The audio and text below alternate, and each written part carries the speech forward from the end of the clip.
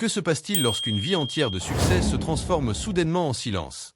Beaucoup d'entrepreneurs craignent l'échec, mais peu sont préparés au vide qui suit la victoire. Aujourd'hui, vous découvrirez pourquoi le véritable leadership commence exactement lorsque les applaudissements cessent. Votre force entrepreneuriale est intrinsèque et constante, indépendamment du contexte. Que vous célébriez une grande réussite ou affrontiez les erreurs d'un projet, votre potentiel reste vivant en vous. Que le marché soit favorable ou que vous soyez sous la pression des difficultés, votre capacité de dépassement doit rester inébranlable. N'oubliez jamais, le pouvoir de transformer la réalité est divin et né en vous. Gardez cette confiance dans le suprême à chaque décision de votre parcours. Maintenant, suivez Apollo et observez comment cette vérité se manifeste dans la vie réelle. Alberto n'avait jamais imaginé que le silence puisse être aussi lourd. Pendant plus de 30 ans, le son de sa vie était un orchestre de téléphones qui sonnent, de bips de chariots élévateurs et du bourdonnement constant des salles de réunion. Au cours des 25 dernières années, son nom n'était pas seulement un registre civil. C'était une marque. Des contrats d'infrastructure dans le bâtiment à la précision millimétrique de l'industrie du meuble et de la métallurgie, Alberto évoluait dans des secteurs où la faiblesse n'avait pas sa place. Il était l'homme des solutions, un excellent négociateur commercial qui transformait la matière première en produit d'excellence. Il s'était bâti une solide réputation. Il était respecté par ses alliés et admiré par tous ceux qui valorisaient l'éthique du travail acharné. Mais, à 50 ans, au sommet de sa lucidité et avec un patrimoine consolidé, Alberto décida qu'il était temps de signer son dernier acte, la retraite. Il croyait que le défi se terminait là. Il ignorait que la véritable épreuve du leadership commence précisément lorsque le badge est rendu. Les premiers mois furent une lune de miel avec la liberté. Dormir sans réveil semblait un luxe aristocratique. Les déjeuners du mardi en famille, sans regarder l'horloge ni répondre aux emails sous la table, apportèrent une fraîcheur nouvelle. Les promenades matinales au parc remplacèrent les voyages tendus et les vols à l'aube. Cependant, le virus du bâtisseur coulait encore dans ses veines. Peu à peu, le silence de la maison commença à l'incommoder. Là où il y avait autrefois de la stratégie, il y avait maintenant le journal du jour. Là où il y avait des objectifs, il y avait la planification du jardin. Il manquait quelque chose que l'argent n'achète pas et que le repos ne remplit pas. Il manquait un but. Alberto se sentait comme une voiture de course garée dans un garage de verre, impeccable, mais sans la chaleur de l'asphalte. Un mardi après-midi, assis dans son salon avec une tasse de café, Alberto observait le pouls de la rue. C'est alors qu'il remarqua un jeune homme. Il se tenait devant l'immeuble où Alberto avait maintenu son bureau central pendant des décennies. Le garçon ne faisait pas que passer, il observait la façade avec concentration. Il tenait un carnet à la main et avait un regard qui semblait tenter de déchiffrer les secrets contenus dans ces murs de béton et de verre. Le lendemain, le jeune revint. Et le jour suivant aussi. Cette persistance alluma chez Alberto une étincelle de curiosité qu'il croyait éteinte. Poussé par l'instinct de celui qui a toujours su lire les personnes avant de lire les contrats, il traversa la rue. « Puis-je vous aider? Vous semblez chercher quelque chose qui n'est plus là-dedans, » dit Alberto d'une voix sereine mais ferme. Le garçon, surpris, se redressa. Il se présenta comme Lucas. C'était un apprenti en gestion, un passionné de marketing et d'entrepreneuriat qui voyait dans la trajectoire d'Alberto une étude de cas vivante. J'ai lu comment vous avez sauvé la métallurgie en 98. J'ai étudié votre logistique dans le secteur du meuble. Je viens ici pour me rappeler où je veux arriver, confessa le jeune. La sincérité de Lucas brisa la croûte d'ennui d'Alberto. Ce qui commença comme une conversation de trottoir évolua vers des rencontres hebdomadaires dans un café voisin. Lucas était une éponge.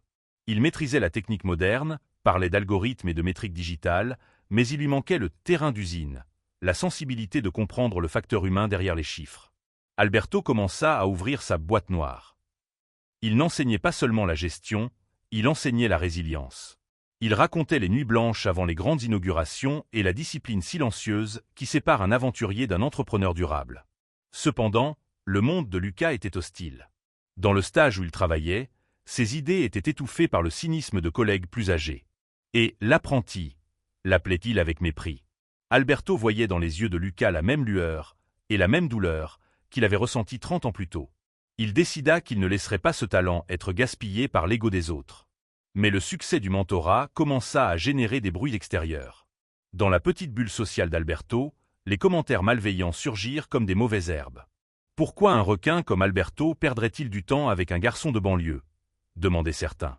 D'autres, plus cruels, suggéraient qu'il ne faisait que acheter de la pertinence pour flatter son propre ego dans la vieillesse. Ces insinuations touchèrent Alberto en un point sensible. Une nuit solitaire dans son bureau à domicile, il se demanda: serais-je seulement un vieil homme nostalgique? Serais-je en train d'utiliser Lucas pour me sentir vivant à nouveau? Ce fut le silence, une fois de plus, qui lui donna la réponse. Il se souvint d'une phrase importante qui avait guidé sa carrière. Le véritable but n'a pas besoin d'applaudissements pour exister, il a besoin de résultats. Si la société doutait de son intention, il répondrait avec une structure que personne ne pourrait ignorer. Alberto ne serait pas seulement un conseiller de café. Il utilisa sa plus grande arme, sa capacité d'articulation. Il réunit d'anciens partenaires du secteur privé, convainquit des représentants du secteur public, et en quelques mois, transforma son angoisse en une organisation à but non lucratif. L'objectif? Former de jeunes talents qui, comme Lucas, avaient l'éclat, mais n'avaient pas le pont. Le début fut une épreuve de patience. Les ressources tardaient à arriver, l'espace physique avait besoin de rénovation et, le plus difficile, il fallait gagner la confiance d'une communauté habituée aux promesses vides. Alberto était là tous les jours, en costume ou manches retroussées, prouvant que sa retraite était en réalité un nouveau contrat avec l'avenir. Lucas fut le premier volontaire. Sous le regard attentif d'Alberto, il cessa d'être seulement un étudiant pour devenir un leader. Son apprentissage immédiat fut une communication plus mûre. Il apprit à parler la langue des ouvriers et commença à dialoguer avec le langage des investisseurs. Les années passèrent. L'Institut n'était plus une promesse, c'était une référence. Lors d'une présentation devant un groupe d'investisseurs internationaux, l'un d'eux, impressionné par les métriques d'impact social de l'organisation, posa la question inévitable. « Monsieur Alberto, le projet est brillant. Mais vous êtes le pilier de tout cela. Qui dirigera cette structure lorsque vous déciderez de vous retirer définitivement ?» La salle resta silencieuse. Alberto fit un pas de côté et regarda Lucas, qui se trouvait au fond de la salle, ajustant les derniers détails d'un rapport. « Le leadership n'est plus le mien depuis quelque temps, » dit Alberto. Lucas ne s'est pas seulement distingué académiquement, il s'est formé dans le feu de l'exécution. Il est l'avenir. À cet instant, la salle comprit que la véritable succession n'est pas un poste que l'on reçoit, mais une autorité que l'on construit dans le silence de l'apprentissage. Aujourd'hui, l'organisation s'est multipliée. Le modèle d'Alberto et Lucas a été reproduit dans d'autres villes, créant un réseau de nouveaux entrepreneurs qui valorisent l'éthique autant que le profit. Le vide qui avait autrefois hanté Alberto a complètement disparu. Il découvrit que le succès n'est pas seulement la valeur accumulée sur le compte bancaire à la fin du parcours, mais le nombre de vies qui continuent de prospérer après que vous avez quitté la salle. Lors de la dernière réunion annuelle, avant de passer définitivement le relais à Lucas, Alberto laissa une dernière leçon à la nouvelle génération d'apprentis. Le véritable entrepreneur ne construit pas seulement des entreprises. Il construit les personnes qui maintiendront le but vivant lorsqu'il ne sera plus là. Lucas, désormais un homme d'affaires respecté et un mentor à part entière, acquiesça simplement. Il n'avait pas besoin de mots. La graine n'était pas seulement plantée, elle était devenue une forêt. Il existe des histoires qui semblent naître dans les bureaux et dans les rues, mais qui, lorsqu'on les observe attentivement, révèlent des racines beaucoup plus profondes. En réfléchissant au parcours d'Alberto et de Lucas, j'ai trouvé 3 passages bibliques qui éclairent silencieusement ce chemin de résilience et de leadership intérieur. Le premier se trouve dans Ecclésiaste chapitre 3 verset 1. « Il y a un temps pour tout, et un moment pour toute chose sous les cieux. » Ce verset nous rappelle que la retraite d'Alberto n'a pas été une fin, mais une transition de saison. Bien souvent, nous interprétons les changements comme des pertes, alors qu'ils sont en réalité des repositionnements préparés par Dieu. Tout comme l'entrepreneur a dû accepter le silence initial pour découvrir un but plus grand, nous sommes nous aussi invités à discerner les nouveaux temps de notre marche. Le deuxième passage se trouve dans Galates chapitre 6 verset 9. Ne nous lassons pas de faire le bien, car nous moissonnerons au moment voulu, si nous ne nous décourageons pas. Nous voyons ici se refléter la persévérance d'Alberto face à la méfiance des autres. Même lorsqu'il a été remis en question, il a continué à semer la connaissance et les opportunités. Le texte biblique est clair en nous enseignant que le véritable bien ne reçoit pas toujours une reconnaissance immédiate, mais il produit des fruits abondants, pour ceux qui demeurent constants. Enfin, nous trouvons dans Proverbes chapitre 22 verset 6. « Instruis l'enfant selon la voie qu'il doit suivre, et quand il sera vieux, il ne s'en détournera pas. » Ce passage se relie directement à la formation de Lucas. Le jeune homme n'a pas seulement reçu une orientation technique. Il a été façonné dans le caractère, la discipline et la vision. La Bible nous montre qu'investir dans les personnes est l'une des formes les plus durables de construire un héritage. Exactement ce qu'Alberto a commencé à comprendre dans sa nouvelle phase. Remarquez comment les Écritures, de manière discrète, confirment le message central. La véritable force demeure active lorsqu'elle est alignée avec un objectif plus grand.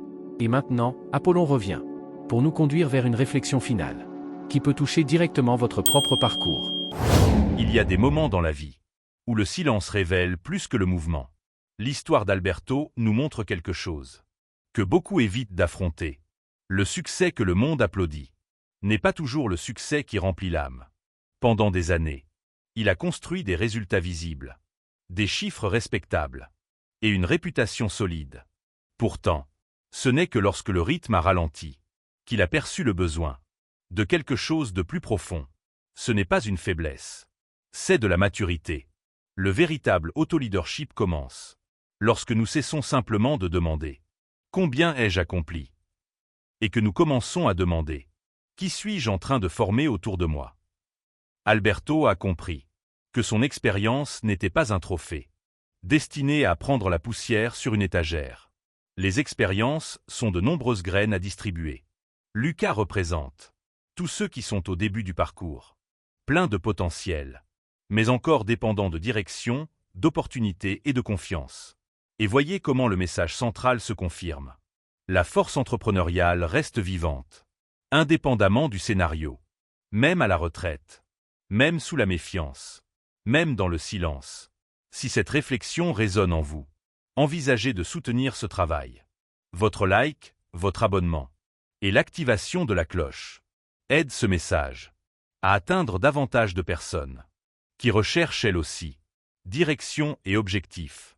Abonnez-vous à la chaîne et activez la cloche de notification pour continuer à marcher avec nous dans les prochaines réflexions. Votre présence ici est plus importante que vous ne l'imaginez. Votre commentaire nous guide. Remarquez aussi l'attitude d'Alberto face aux critiques. Il n'est pas entré dans des débats inutiles. Il n'a pas cherché à convaincre avec de longs discours. Il a répondu par la cohérence et la constance, qui sont les formes les plus silencieuses et les plus puissantes du leadership. Cela nous enseigne quelque chose de précieux. Lorsque le but est légitime, le temps devient un allié. Les passages bibliques présentés par Tito renforcent exactement ce point. Il y a un temps pour chaque phase. Il y a une récolte pour ceux qui ne cessent pas de faire le bien. Et il y a un héritage pour ceux qui décident de former des personnes, et pas seulement d'accumuler des résultats. Peut-être qu'aujourd'hui, vous traversez une phase semblable à celle d'Alberto, en ressentant que quelque chose doit être redéfini. Ou peut-être vous identifiez-vous à Lucas, en essayant de prouver votre valeur, dans des environnements qui ne reconnaissent pas encore vos efforts. Peu importe où vous êtes, le message demeure ferme. La capacité de dépassement naît à l'intérieur de vous, mais elle se renforce lorsqu'elle est mise au service de quelque chose de plus grand. Et souvenez-vous, le succès qui se termine en nous est limité. Le succès qui continue, à travers d'autres personnes, devient un héritage. Si ce message a éveillé en vous une nouvelle perspective, il y a une prochaine vidéo qui apparaît à l'écran et qui peut approfondir encore davantage ce parcours intérieur. Continuez avec nous sur Pensez Fort. Votre chemin de croissance pourrait ne faire que commencer.